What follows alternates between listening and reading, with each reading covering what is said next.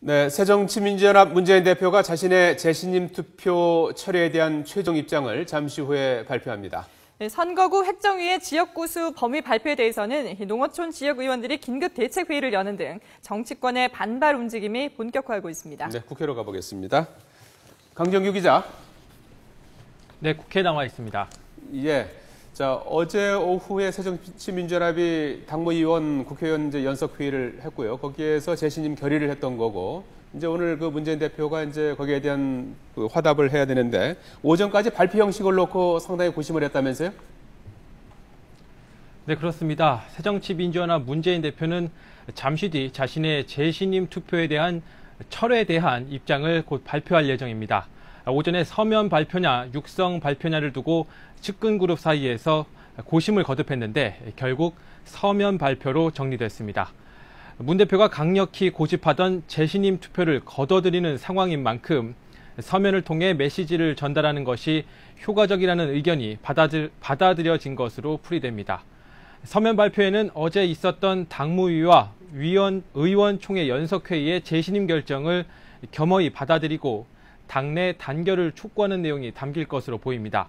비주류인 주승용 최고위원도 연석회의의 재신임 투표 철회 요구를 존중한다며 일단 물러나는 모습을 보였습니다. 오늘 비주류 의원들의 오찬 모임에서도 별다른 입장 발표는 없을 것으로 알려졌는데요. 하지만 내홍의 불씨는 여전히 남아 있습니다. 어제 연석회의에 안철수, 김한길 전 공동대표를 비롯해 박지원 의원 등 비주류가 대거 불참한 것을 두고 비주류 강경파에서는 반쪽 총회 또는 셀프 재신임이라며 평가절하하고 있습니다. 향후 문 대표가 통합과 설득의 리더십을 보여주지 못하면 잠재된 불만은 언제든 터져나올 수 있는 상황입니다. 네. 자, 그리고 선거구 획정위원회가 내년 총선의 지역구 수를 244곳에서 249곳 이 사이 안에서 이제 범위를 정하겠다 이렇게 발표를 했는데 여기에 대해서 국회의원들의 반발이 상당히 심한 모양이군요. 네, 그렇습니다. 오늘 오전에 농어촌 지역 주권 지키기 소속 여야 의원들이 긴급 대책회의를 열었는데요. 회의 직후 기자회견을 열고 농어촌과 지방에 대한 배려 없는 선거구 획정위의 의석수 결정을 받아들일 수 없다고 못 박았습니다. 강원도 출신의 새누리당 황영철 의원은 기존 지역구 의석수를 유지하겠다는 획정위의 방침은 농어촌과 지방 주민들의 요구를 외면한 것이라며 즉각 철회할 것을 촉구했습니다.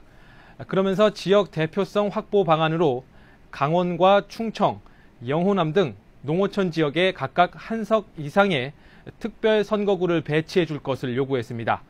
또 여야 지도부를 향해 지역구 의석수를 확대하고 비례대표를 축소하는 방안을 적극 검토하라고 목소리를 높였는데요. 그동안 농어촌 지역구와 비례대표 축소 문제 등으로 여야가 팽팽히 대립해왔던 만큼 선거구 획정 문제를 두고 또다시 진통이 예상됩니다. 지금까지 국회에서 YTN 강정규입니다.